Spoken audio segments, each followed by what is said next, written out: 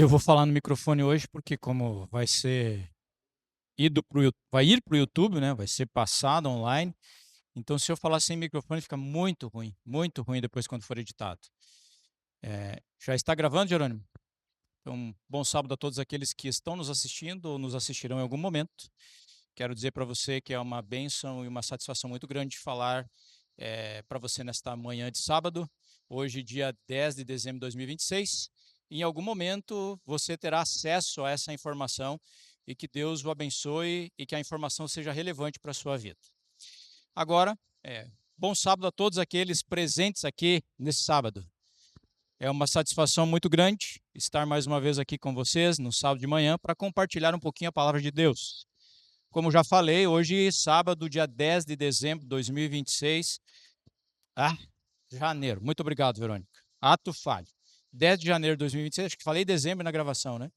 Então edita isso, Jerônimo. Tu vai ter que editar bastante coisa hoje. Não mandei me convidar para falar aqui e gravar.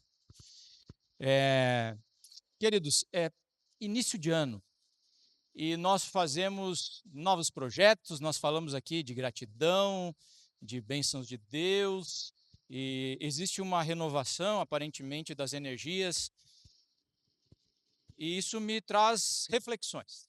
Quando o Jandir me convidou, em janeiro eu tinha feito um plano que em janeiro desse ano eu não iria pregar em lugar nenhum, porque eu iria fazer uma reflexão e um recomeço, assim, de toda a forma como eu falo, a forma como eu prego, e eu queria, Deus, eu quero uma mudança, assim, porque quem é acostumado a falar em público, a gente vai criando vícios de linguagem, a gente vai criando vícios de oratória, e às vezes o que a gente fala não é o que vocês interpretam, não é como vocês ouvem. Eu preciso ser um bom interlocutor para que chegue a mensagem até vocês da forma adequada. E eu me questiono bastante a respeito disso. Então, mas infelizmente ou felizmente, Deus não permitiu. O Jandir me convidou para o primeiro sábado, eu dei uma enrolada nele, dei um tempinho pensando, aí ele entrou em contato comigo de novo, e eu disse, não, segundo sábado eu vou. Se ele está pedindo é porque Deus está trabalhando no coração dele para ele falar comigo. E eu escolhi um texto bastante conhecido, um texto do Novo Testamento. Eu gosto dos 4 evangelhos, eu tenho um carinho imenso pelo quarto evangelho, o evangelho de João, porque João é um camarada que eu me identifico muito com ele da fase não convertida. Porque Jesus Cristo chegou a um momento e diz assim: você e o teu irmão, vocês são os filhos do trovão. Vocês são camaradas bem interessantes, que porque eu não fui aceito numa cidade, vocês pediram se dava para mandar descer fogo do céu só porque não me receberam nessa cidade. Então vocês têm um temperamento bem diferenciado, zero paciência, intolerantes. E eu me identifico com esses camaradas. Como é difícil ser uma pessoa paciente hoje em dia, irmãos. Como é difícil. Como é difícil. Até porque a gente lida com um mundo impaciente, um mundo ansioso. Eu sou servidor público, vai fazer 2 anos, no dia 1º de abril, agora, de 2026, e eu achava que quando eu fosse para o serviço público, eu ia pelo menos trabalhar com um pouco mais de paz e tranquilidade. Ilusão. Acho que eu escolhi o departamento errado. Como eu sou contador, eu trabalho na contabilidade pública. Irmãos, assim, ó, é muita paciência, muita dor de cabeça, muita incomodação. Essa semana nós estamos fazendo fechamento lá e vocês não têm noção de como a contabilidade pública é complexa justamente para evitar a corrupção. A corrupção ela existe, mas ela não existe porque o sistema é falho. Ela existe porque as pessoas são de mau caráter, e não são só as pessoas que estão lá dentro, as pessoas que estão fora. Eu tenho falado isso por aí. Não existe corrupção na política se não existisse empresário corrupto aqui fora, porque os acordos é entre políticos e empresários. Então, infelizmente, irmãos, aquelas pessoas que às vezes levantam bandeiras aqui fora, falando a respeito da corrupção da política, elas estão simplesmente puxando o rabo do outro macaco para que ninguém puxe o seu rabo. É triste, é muito triste.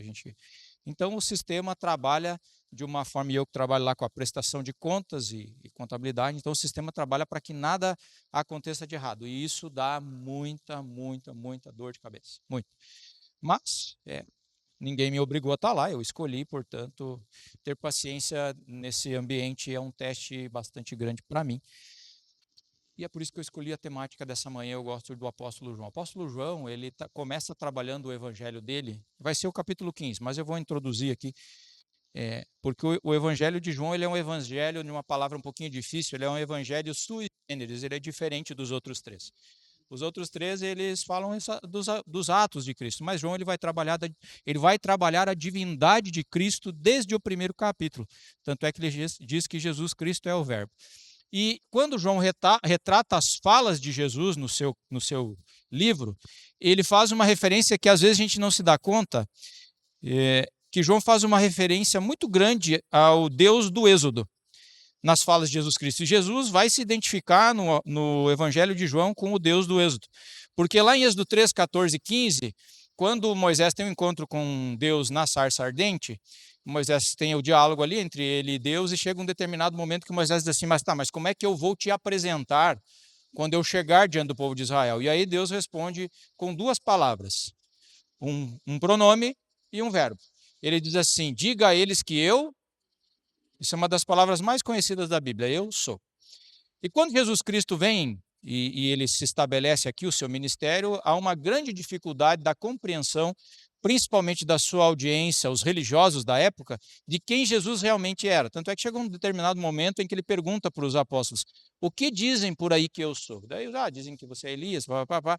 E vocês o que dizem? Daí Pedro, né, o camarada que não raciocinava muito, estava sempre querendo falar, não, tu é o Cristo. Daí Jesus Cristo fala que ele é bem-aventurado. E aí Jesus trabalha essa questão um pouquinho mais profundo. 6, no versículo 35, a gente não vai ler todos, mas vocês podem procurar lá, Jesus diz assim, eu sou o pão da vida. Mas observem, Jesus diz assim, eu sou o pão da vida. Aí no João capítulo 8, no versículo 12, Jesus diz assim, eu sou a luz do mundo. No capítulo 10, no versículo 11, ele diz assim, eu sou o bom pastor. No capítulo 10, no versículo 9, ele diz assim, eu sou a porta. No capítulo 11, ele diz assim, no versículo 25, eu sou o caminho, a ressurreição e a vida. Ninguém veio ao Pai senão por mim. No capítulo 14, no versículo 6, ele tem, acho que, o mais conhecido dos eu sous dele. Eu sou o caminho, a verdade e a vida, e ninguém vem ao Pai senão por mim. Mas perceba que Jesus repete esse eu sou em muitos textos de João. E João é lembrado pelo Espírito Santo dessas falas de Jesus. É porque Jesus está dizendo aos religiosos da época, eu sou o Deus que libertou vocês do Egito. Sou eu que criou os céus e a terra. Eu sou. Tanto é que chega a um ponto, e esse eu deixei por último lá, no capítulo 8 de João, no versículo 58, que ele diz assim para os fariseus, num embate com eles, eu sou o quê? Sou. E aí o texto vai dizer que eles pegaram em pedra para apedrejar Jesus, porque eles entenderam o que ele estava falando. Ele foi falando, eu sou isso, eu sou aquilo, e até então eles ou não estavam entendendo, ou estavam se fazendo desentendidos, ao ponto de Jesus, num diálogo com eles, dizer assim, eu sou o que sou. Ou seja, ele está repetindo, eu sou o que sou. E o mesmo João, lá no Apocalipse, no capítulo 1, no versículo 8, ele diz assim, a respeito de Jesus falando, eu sou o alfa e o ômega, o princípio e o fim. Eu sou o Deus que era, o Deus que é e o Deus que há de vir. Então ele está de novo aqui trabalhando o verbo ser, enfatizando que ele é Deus, eu sou o que sou. E lá no Êxodo ele diz assim, eu sou o único Deus, não há outro Deus além de mim. E Jesus confirma isso, não há outra divindade. E aí é onde eu quero chegar. No livro de João, vai chegar no capítulo 14, no capítulo 15, mas a partir do 13, mais 14, 15, 16, 17, Jesus começa a fazer para os discípulos. No 14 ele fala daquele não se turbe o vosso coração, ele diz, eu vou embora, mas eu volto, eu vou preparar um lugar para vocês. Ele vai falar um pouquinho a respeito do Espírito Santo. E aí ele vai chegar no capítulo 15, na ida para o Getsêmani, Judas já havia traído Jesus. E é o capítulo 15 que vai ser o centro da mensagem desta manhã. É o capítulo 15 e Jesus vai contar uma parábola famosíssima, a videira e os ramos. que tem uma profundidade assim absurda para o cristianismo. Absurda para nós. Porque Jesus vai colocar aqui, vai pontuar aqui a importância dele na vida do cristão. E o mais, a necessidade do cristão em relação a Deus. E antes da gente ler o texto em si, a gente vai orar para que o Espírito Santo ilumine mais uma vez. Senhor Deus, estou com a tua Bíblia aberta aqui no capítulo 15 de João e nós iremos refletir um pouquinho sobre esse texto fantástico, essa parábola maravilhosa. Eu te peço então humildemente a presença do teu Espírito. Amém. Vamos lá. Primeiro, antes de eu começar a leitura, imaginem Jesus Cristo na Palestina da Antiguidade, e ele está em um momento assim que ele precisa ensinar algo para os discípulos que eles ainda não entenderam. 3 anos e meio eles ainda não entenderam. Jesus precisava ensinar para os discípulos uma coisa chamada dependência de Deus. Eles ainda estavam muito absortos pelas suas ideias, pelos seus conceitos religiosos, pela sua visão de mundo. E aí Jesus, eu imagino ali Jesus tentando criar um ambiente, uma forma de conversar com os discípulos, porque ele estava prestes a ser crucificado.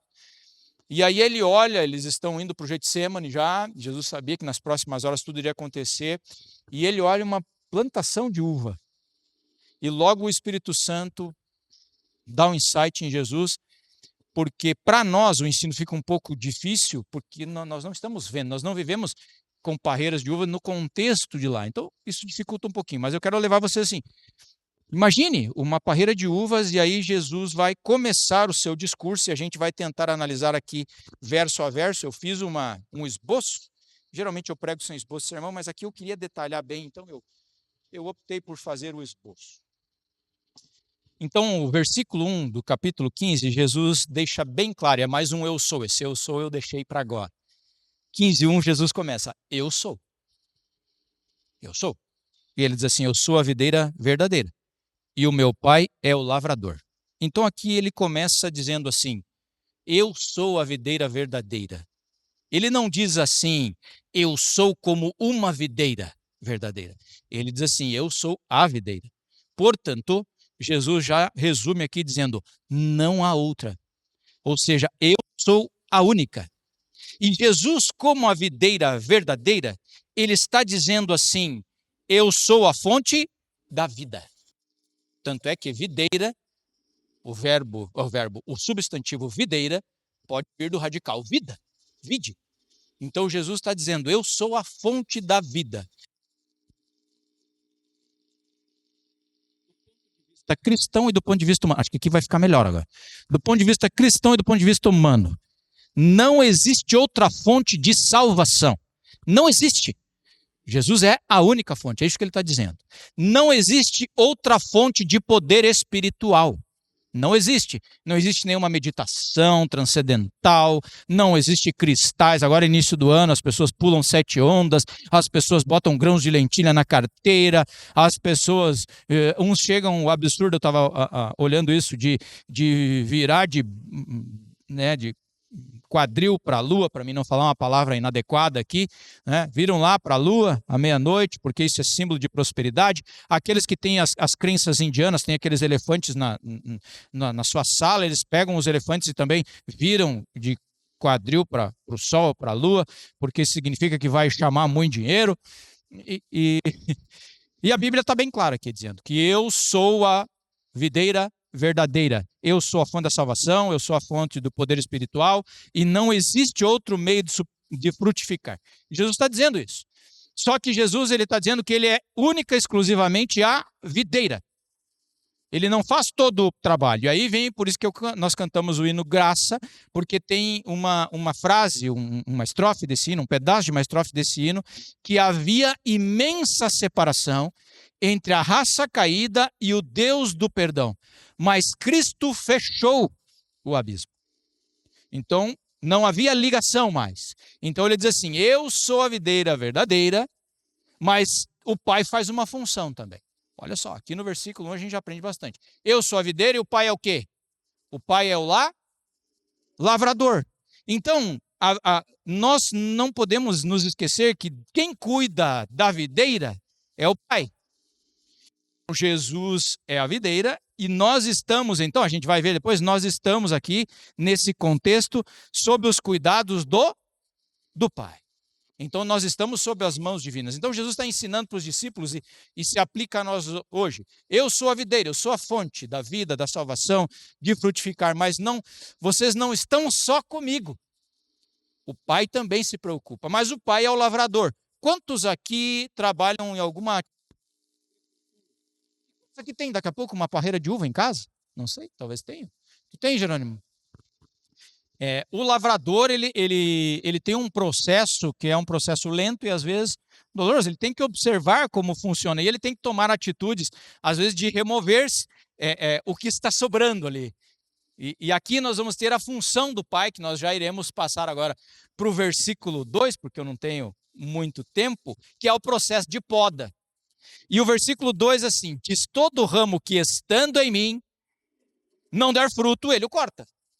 Quem corta o ramo não é Jesus, Jesus é a videira. Ele está dizendo, no Evangelho, tanto é que ele diz assim, eu não vim para julgar o mundo, eu vim para salvar o mundo. Essa não é a minha função. Então, aqui ele está dizendo para os discípulos, olha, o Pai é que é responsável pela poda. E aqui ele está falando isso já no contexto em que Judas foi podado da videira. Ele era o ramo seco, que estava ali com Jesus 3 anos e meio, mas não havia aprendido nada do Evangelho. Então, Judas já havia sido podado. E qual é o ramo que é cortado? Aí a gente às vezes tem uma certa dificuldade e a gente coloca esse texto lá para o fim do mundo, então vai ser quando Jesus voltar, então vai ser removido os ímpios. Não, querido. Ele está dizendo que o ramo que é removido é o seco, mas ele está ligado à videira. Então, aqui,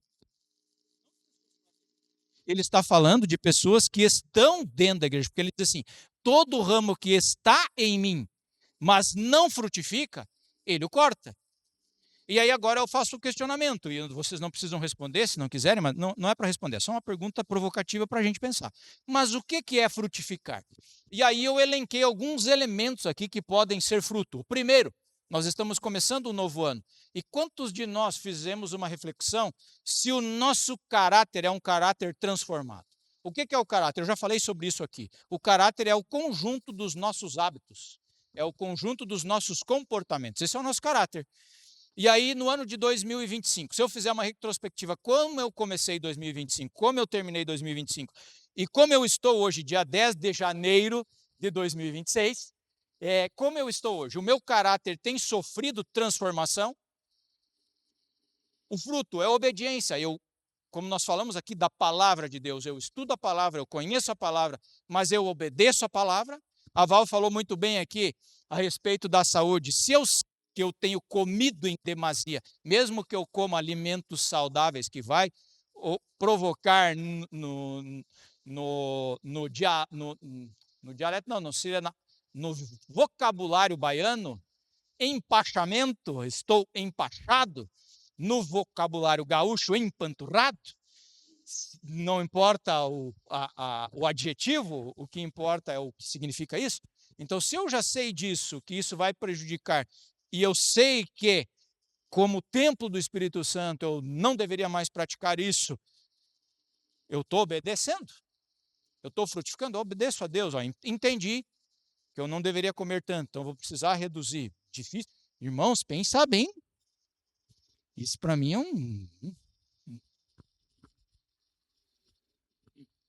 né?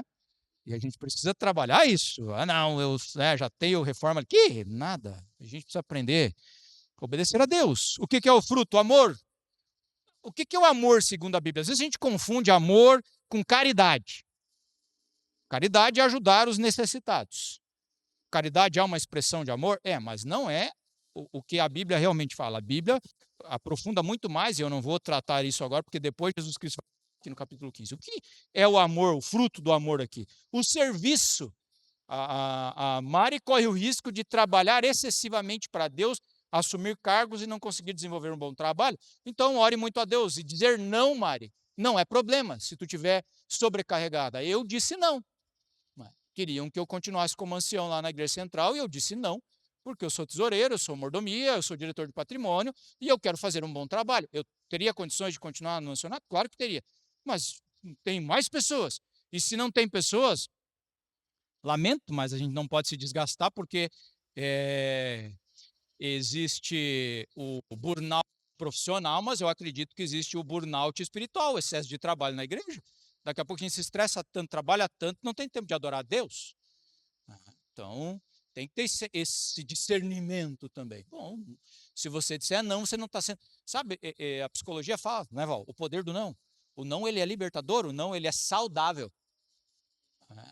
Quem só agrada aos outros não tem tempo de agradar a si mesmo. E às vezes tu tem dificuldade de dizer não, mas porque tu está querendo agradar a todo mundo, não agrada a si mesmo.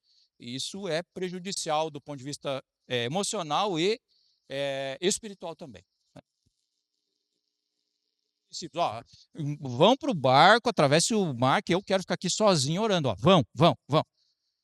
Jesus, ele respeitava seus limites emocionais, porque ele sabia a condição em que ele vivia. Outra coisa, testemunho. Nós temos testemunhado, isso é o fruto, testemunhar de Deus. A nossa vida é um testemunho a respeito de Deus? É. Então, o ramo que é seco é o ramo que não frutifica. E aí cabe uma autoavaliação. Como eu tenho vivido? E não é como o Marcelo vive. Cuidado. Às vezes a gente começa a escutar uma mensagem. Ah, mas o Marcelo. Ah, mas não é o fulano, não é o Beltrano, é você. Seu problema é com você. O meu problema é comigo. Nós adoramos, já percebeu como a gente tem solução para o problema alheio? Chega alguém com um problema para nós, não, faz isso, e é o nosso. Aí a gente não sabe como resolver. Percebe como a gente é? Solução para o problema dos outros. Ah, para o Marcelo, fala de oração, e para mim. Não, peraí, meu amigo. Resolve o seu problema. Então, aí tem o segundo, que é o ramo frutífero. E aí a gente tem mais uma das nossas ilusões cristãs. Eu trabalho para Deus, eu me dedico, eu oro, eu jejuo, eu estudo a Bíblia, eu prego e tudo mais. E aí eu acho que por isso não vou ter dificuldade nenhuma. Mas o ramo que é frutífero, o pai está satisfeito com ele? Não, o pai faz um processo de poda. O processo de poda é um processo doloroso. Eu sempre conto essa mesma história quando eu prego esse sermão, porque é a terceira vez que eu estou pregando, que eu não tenho experiência nenhuma em poda, mas tem uma árvorezinha lá na frente da minha casa e a Adriana pesquisou lá que a época da poda, não lembro mesmo. Enfim, a gente podou, comprei um serrote de poda, que é um serrote curvadão assim, legal. Eu não gosto de podar, mas quando eu começo a fazer o processo de destruição lá, isso me deixa muito feliz, entendeu?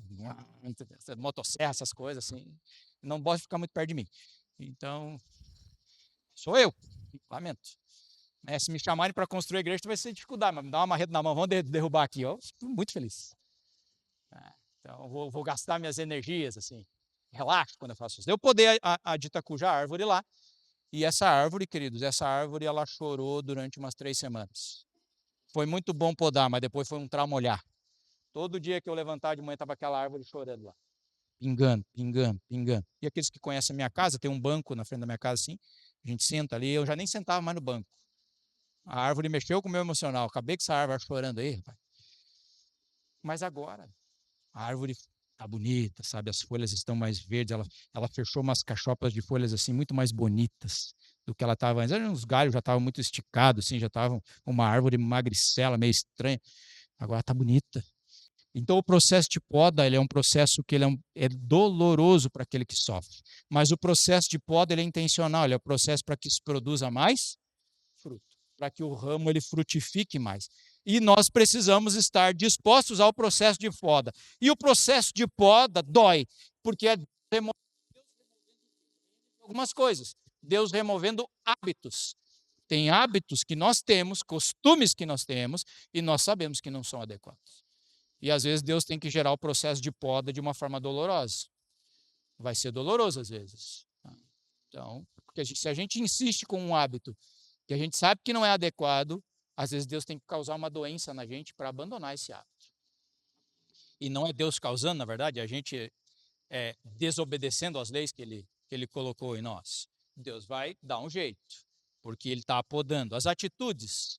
Né? Às vezes uma pessoa muito explosiva tem que perder um emprego para aprender que existe uma hierarquia e ele precisa respeitar o seu chefe. Ele não precisa concordar, mas tem que respeitar. E diz um pensador que a vida é a arte de aprender a engolir sapos. Às vezes a gente tem que engolir sapo na vida. É mais que desça arranhando ali, depois toma um suquinho de uva, mas a gente tem que aprender a engolir sapo. Quer ser uma pessoa, tem que aprender a engolir sapo. Não todos os sapos. Tem sapo que a gente tem que vomitar eles. Mas até quando vomita tem que saber como a gente vai falar. Porque essa é a arte da vida. Então, às vezes, Deus vai ensinar um temperamento inadequado dessa forma, perdendo emprego, perdendo a convivência com o filho. Quantos pais que são inadequados com os filhos acabam, depois de adultos, continuar desse jeito. Não, não vou mais te visitar, não vou mais te ver. Ah, meu Deus, dei a vida por ti. Não, peraí, calma. Então Deus... relacionamento, sabe? Às vezes a gente tem relacionamento, principalmente jovens, né? Ah, tô apaixonado por aquela menina. Menina nunca veio num culto, o cão chupando manga, e o jovem lá, não adianta, Deus vai remover esse tipo de relacionamento da nossa vida. Amigos, queridos, a Adriana, depois que ela se converteu, ela perdeu praticamente todos os amigos que ela tinha, todos, sem exceção. E hoje ela tem amigos na igreja, então tanto é que ela diz assim, a minha família está aqui. Toda a convivência perdeu, porque não tem mais afinidade, não come mais as mesmas coisas, não ouve mais as mesmas coisas, não bebe mais as mesmas coisas, não fala mais as mesmas coisas, não adianta. Jesus Cristo disse, não há comunhão entre luz e trevas, ponto. Às vezes a gente fica ali querendo, uma vida social é importante. Claro que é importante, mas com pessoas que respeitem os nossos hábitos, as nossas práticas religiosas e que não tentem nos influenciar para o mal. Se é um relacionamento que nos influencia para o mal, ou a gente corta ou Deus vai dar um jeito de podar. Tem um texto aqui, idolatrias escondidas. Tem um texto lá eu estou fazendo um estudo no livro de Ezequiel, é um livro fantástico, mas confesso que é um livro que o cara tem que demandar tempo ali, sabe? Estou acabando de fazer mais uma leitura um pouquinho mais atentiva a ele, acho que vou retornar do início para mim tentar aprofundar, assim. Mas lá no capítulo 14 de Ezequiel, no versículo 4, Ezequiel, Deus mandou ele dar uma mensagem para os líderes espirituais do povo de Israel, no caso os judeus, e ele diz assim, vocês têm ídolos no coração. Que a gente fala hoje, como é que é a idolatria moderna, né? Porque a gente não tem um templo de Dagon, de Astarote, Aserai, enfim, todo aquele panteão lá, cananeu. Mas e no coração? Os ídolos do coração, que são aqueles que realmente ocupam a nossa mente e a nossa vida. Então, Deus vai, o processo de poda é remover um ídolo, e é difícil de remover um ídolo, né? Porque a gente adora aquilo. Tanto é que a gente, quando gosta de uma coisa muito, o que a gente diz? Eu adoro melancia. Eu adoro estrogonofe de grão de bico. Eu adoro churrasco. E churrasco, eu não condeno quem come, né? O cheiro é bom, a carne é boa, não há nenhuma crítica a isso. Mas perceba que quando a gente gosta muito de algo, a gente usa essa expressão, o verbo adorar. Eu adoro, sem nem perceber. E é símbolo de algo que a gente gosta muito. Então, um ídolo do coração pode ser algo que a gente gosta muito. Eu falo isso, as pessoas às vezes torcem o nariz para mim, porque como eu não tenho filhos, né? Mas eu disse, olha, cuidado com filholatria. Tem gente que adora mais o filho do que a Deus. Isso é sério, muito sério.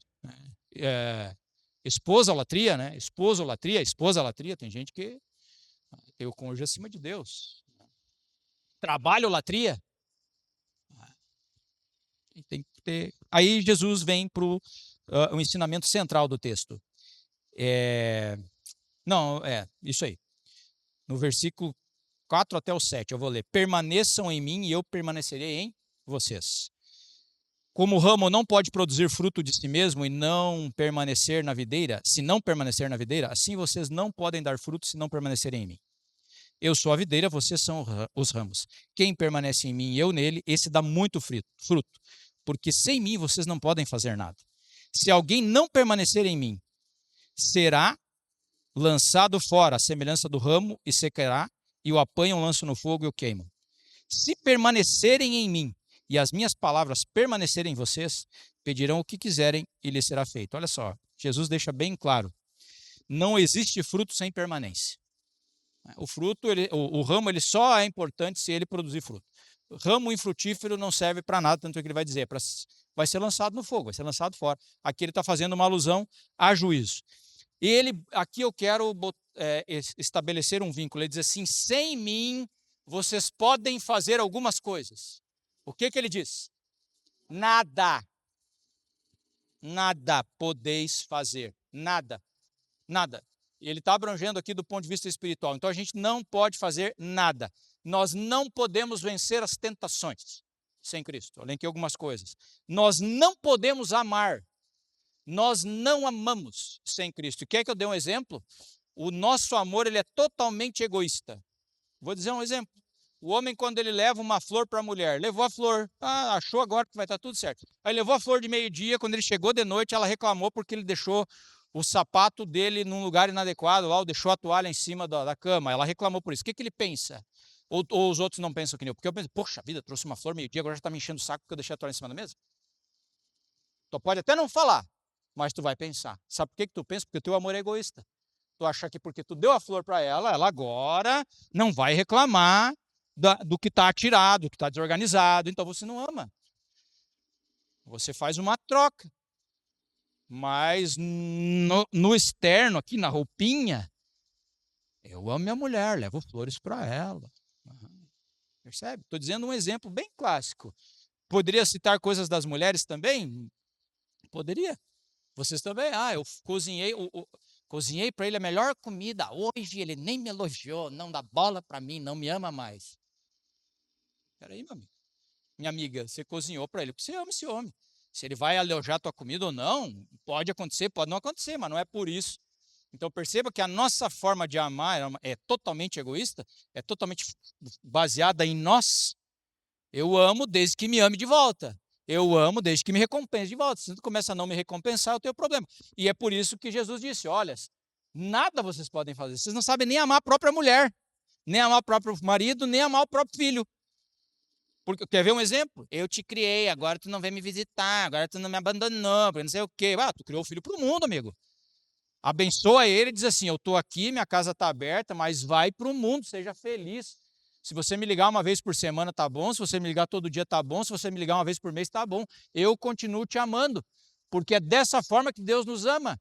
Às vezes a gente passa um dia inteiro sem orar para Deus, ou que quando ora de uma forma completamente inadequada, Deus continua nos amando, porque Ele ama, independente da forma como eu ajo com Ele. Nós não. Nós amamos baseado na forma como as pessoas agem conosco. Não percebe que é nada mesmo? Nada vocês podem fazer, nada. E aí ele vai dizer também, não podemos obedecer, a gente consegue obedecer a Deus se a gente não estiver ligado com Jesus? Não obedece. Não obedece nem por um dia. Nós não podemos permanecer firmes. Se nós não entendermos a dependência plena de Jesus Cristo, nós não permanecemos firmes na fé. E o porquê que a maioria das pessoas abandona a igreja? Eu sei que nós deveríamos ser uma igreja mais receptiva, eu sei que nós deveríamos acolher mais os membros novos na fé, mas o problema é que às vezes nós não ensinamos eles a depender de Jesus, ensinamos eles a depender de nós, do nosso estudo, de uma convivência com a igreja, porque se eu dependo de Jesus, automaticamente eu não vou sair daqui, queridos. E automaticamente eu vou me inserir, porque eu dependo de Jesus, eu quero frutificar. Frutificar vai ser algo natural. Então eu vou começar a estudar bastante a lição, porque eu vou começar a dar bons comentários e logo vou me convidar para ser um professor da escola sabatina. Aí eu vou vir nos cultos de sábado, quarta e domingo. Aí como professor da escola sabatina, logo vão me convidar para pregar. E depois logo vão me convidar para assumir um departamento. E assim, agora a pessoa vem, ela senta num banco, muitas vezes ela não tem lição da escola sabatina, muitas vezes não traz nem Bíblia. Você acha que essa pessoa vai ficar? Ela não vai ficar. E o problema não é só da igreja. Porque a igreja não é um clube social, queridos, onde a gente vai ali reunir para juntar panela. Tem gente que é assim, que acha que vai vir para a igreja. Ela não é só isso. Ela é muito mais do que isso. Então, para poder permanecer firme, a gente tem que estar. Isso é uma decisão de cada dia. E permanecer é o básico. Significa manter comunhão, cultivar oração, estudar a palavra e obedecer. Eu vou acelerar porque o relógio ele é implacável. E tem que depender de Deus. Você depende de Deus? Você depende exclusivamente de Deus? Se hoje você ficasse sem nada daquilo que você realmente confia, você continuaria dependendo de Deus? Eu fico imaginando a proposta de Jesus para os discípulos, isso é algo que me impacta. De hoje em diante, vocês vão ser pescadores de homens, sem 13º, sem férias, sem garantia de onde vão dormir, garantia do que vão comer. E Pedro e os seus amigos ali, os 4 pescadores, eles já eram empreendedores, porque eles tinham barcos próprios. A gente, porque os discípulos, não. Eles tinham propriedades, eles eram homens de negócios simples, pequenos empresários, mas eles eram. Pedro, inclusive, tinha sogra, então, obviamente, ele tinha mulher, talvez ele tivesse até filhos. E, de repente, Jesus vem com esse convite para eles, venha. Porque permanecer não é uma ligação sazonal. eu tenho necessidade. Já me incomoda, irmãos, eu vou ser bem franco, vou abrir meu coração. Me incomoda aquelas pessoas, não que eu seja contra, mas me incomoda um pouco. Ah, um amigo meu pediu para fazer uma oração porque o familiar dele está com câncer no hospital. Ah, beleza, a gente vai orar. Mas a pessoa nem se digna a vir na igreja para dizer, olha, eu preciso. Aí mandou agradecer aí que o amigo foi curado. Nunca mais aparece na igreja. Nunca viu, nunca, sabe? Então ela eu falo isso é usar Deus como o Aladim usa lá na lâmpada, o gênio. Vamos esfregar aqui, atendeu o meu pedido, atendeu o meu desejo. É estranho para mim. Não que a gente não deva orar, não me interpretem mal, mas é estranho, entendem? É uma relação que é o que Jesus disse para a multidão: ah, vocês me procuram porque eu dei pão para vocês ontem. Não é pelo que eu sou. Isso é muito sério. Versículo 8 agora. A gente vai falar dos frutos que glorificam a Deus. Diz assim no 8: nisto é glorificado o meu Pai. Ah, tem a parte do 7 ali. A permanência em Deus gera resposta às orações. Porque esse texto é um texto que eu gostaria de trabalhar assim. Porque, olha, vocês pedirão o que quiserem, lhes será concedido. E aí aqui também é o que eu falo de cuidado. Porque está dizendo que pedirão o que quiserem. Então eu posso pedir: Senhor, me dá uma BMW. Senhor, que eu acerte na Mega Sena da virada. Porque está dizendo, pedir o que quer, né? Mas o texto não está falando a respeito de caprichos pessoais. Porque ele está falando que quem vai pedir e vai receber o que quer é aquele que está ligado à videira. E aquele que está ligado à videira é alguém que está num processo de transformação. É alguém que entende o Evangelho, entende a Cristo e entende qual é a função dele aqui nesse mundo. E aí a gente não entende, pega esse texto, pinça ele do contexto, pinça ele do ensinamento de Cristo e diz: ó, eu posso pedir o que quiser. Então pede o que quiser que Deus vai te dar. Pede o que você quer que Deus vai te abençoar. Cuidado, a gente precisa ter essa visão. Porque as pessoas que estão ligadas a Cristo, eles vão pedir coisas que se harmonizam com o céu e não com a vida aqui da terra. Versículo 8. Nisto é glorificado meu Pai, que vocês deem muito fruto, e assim mostrarão que são meus discípulos. Como é que a gente mostra que é discípulo de Cristo? O que o texto está dizendo? Dando muito? Pois é. E agora, isso aqui é salvação pela graça? Qual é o fruto que é a maior evidência do discipulado? A senhora White diz assim, que só entrarão no reino dos céus aqueles que tiverem representado plenamente em si o caráter de Cristo. E ela diz lá no Eventos Finais que nós não recebemos o Espírito Santo ainda, porque nós não temos um caráter semelhante ao de Cristo. Então, a maior transformação, o maior fruto é o caráter de Cristo em mim. E isso está em harmonia com o quê? Isso é a graça revelada. Jesus Cristo diz assim: se guardarem os meus mandamentos, permanecerão no meu amor. Aqui está a harmonia perfeita entre a graça, amor e obediência. Sabe por quê? Porque nós obedecemos porque amamos, é o texto está dizendo. E nós amamos porque permanecemos. Entenderam? Nós obedecemos porque amamos e amamos porque permanecemos. E daí vem a ordem suprema que está lá no versículo 12. E eu não vou ler porque senão a gente vai demorar muito. O versículo 12 diz assim: amem uns aos. Ele não diz assim: ame a minha esposa, meu filho, minha família. Ele diz assim: amem uns aos outros. E até aqui tudo bem, amem uns aos outros. Mas ele vai dizer assim: ó, porque ninguém tem maior amor do que este em dar a vida pelos próprios amigos. Então Jesus Cristo nos chama de amigos. Então ele diz assim: amem uns aos outros como eu vos amei. E essa é uma mensagem profunda, queridos, porque assim, ó, quando eu chego nessa parte, Jesus diz assim, que eu tenho que te amar, Viviane, como ele me amou, e eu te vejo de vez em quando. A gente nem convive na mesma igreja, mas eu preciso te amar ao ponto de dar a vida por ti, como Cristo deu. Aí acabou, aí eu tenho que me jogar aos pés de Jesus e dizer: Senhor, eu não consigo. Eu vou fazer uma pergunta para os homens aqui, os casados. Diz que o homem tem que dar a vida pela esposa. Entrou alguém na tua casa armado, tem uma bala no revólver, e aí? Você vai ficar na ilha e ele mira na tua mulher. Tu vai entrar na frente dela ou tu vai te esconder atrás dela? Como é que a gente vai agir nessa circunstância? Sinceramente, a gente não sabe. É só quando viver a circunstância. E eu estou falando da esposa. Eu não estou falando de um estranho. E aí Jesus Cristo diz assim: vocês têm que me amar ao ponto que eu amei vocês. E aí é impossível. É impossível na ótica humana. Aí é a necessidade extrema de oração, dizer, Senhor, eu não consigo. Porque o que eu falei, eu não consigo, porque se eu faço um agrado para minha esposa e ela reclama 5 horas depois de alguma coisa que eu não fiz, eu já acho ruim dentro da minha mente. Às vezes até reclamo para ela, se não reclamo para ela, reclamo dentro de mim. Então o meu caráter não está nem perto de ser um caráter semelhante de Cristo.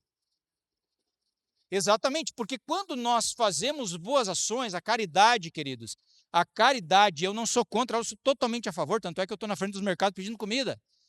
Todas as vezes, e não é algo que eu goste de fazer, não é algo natural meu. Eu não sou contra ela, mas a caridade nos dá uma falsa ilusão de bondade, de cristianismo genuíno. Nos ilude. E a gente perde léguas para os espíritas, se a gente for falar de caridade. Então, os espíritas são muito melhores do que nós.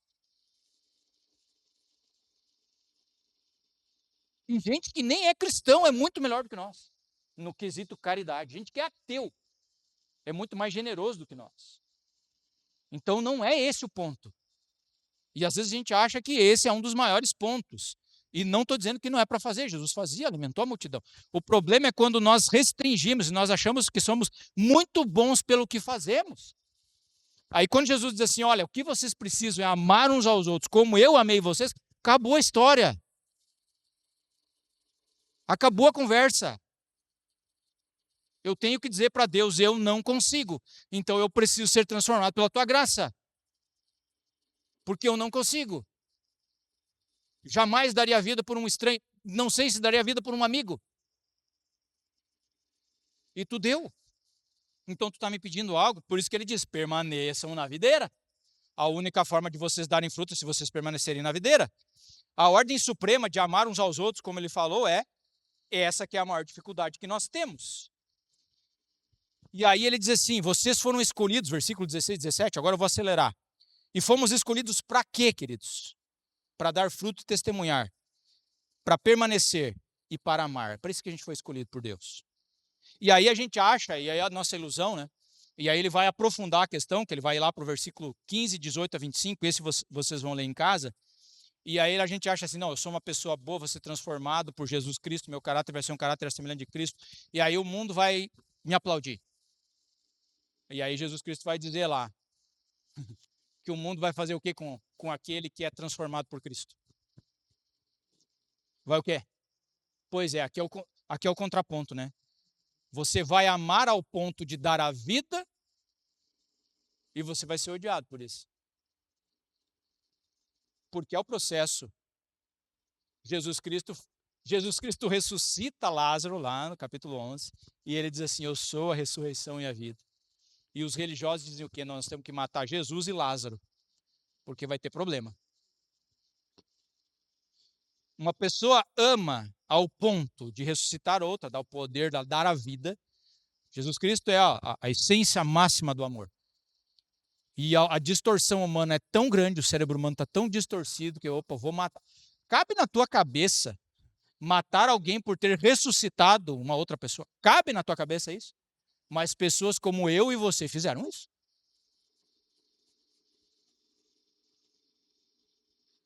E eles eram religiosos, eles sabiam de cor a Bíblia. De cabo a rabo a Torá. Poderiam dar aulas para qualquer um de nós aqui, de Bíblia. Mas zero espiritualidade. Zero cristianismo profundo. Zero. Menos que zero. Os homens que estudavam não matarás. Tá outro. Sabiam de cor. Não matarás. Porque Jesus ameaçava o funcionamento, o sistema religioso da época. Difícil isso. Daí então, amar a Deus, amar ao próximo, vai gerar perseguição certa. Não vai gerar aplausos. E eu concluo da seguinte forma. A mensagem de João 15 é simples, mas ela é profunda. Eu vou elencar 7 pontos aqui. João 15 diz que Jesus é a videira. Presta atenção, registrou. Somos apenas ramos. Às vezes a gente tem a ilusão que é videira. Nós somos ramos. Esse é o nosso lugar. Sem ele, nada podemos fazer. Nada. Somos imperfeitos. Fomos chamados para frutificar. A prova do discipulado é o amor. E é esse amor profundo, ao ponto de abrir mão de si pelo outro. Sinceramente, queridos, eu não consigo. Ainda não consigo. Não consigo mesmo. Sou sincero, assim. Eu digo para Deus todas as manhãs: ó, Senhor, no que depender de mim hoje, eu vou passar por cima de quem atravessar o meu caminho e me atrapalhar. Esse sou eu. Mas eu preciso hoje que tu viva em mim, porque senão vai dar problema. E por isso, Senhor, é o que é o mais difícil para mim, e eu ainda vou fazer tudo isso quando eu conseguir, pela tua graça, pela tua transformação, e o mundo vai me odiar por isso. Talvez os irmãos de igreja vão odiar você por isso, porque você vai ser uma repreensão. Sabe, quando a gente vai se aproximando de Cristo, talvez já era incômodo até aqui, que a gente vai ser uma repreensão, como Jesus era uma repreensão para os fariseus. O Espírito Santo, aí vem a parte boa, que é só pelo Espírito Santo. Ele que nos capacita a permanecer e a testemunhar. E tudo se resume a uma palavra: permanecer. Porque quem permanece frutifica e quem não permanece seca. Essa é a básica mensagem. Permaneceremos e frutificaremos, não permaneceremos e secaremos. E aí, Jeremias 13, no versículo 23, tem um verso. Vocês já ouviram ele, com certeza.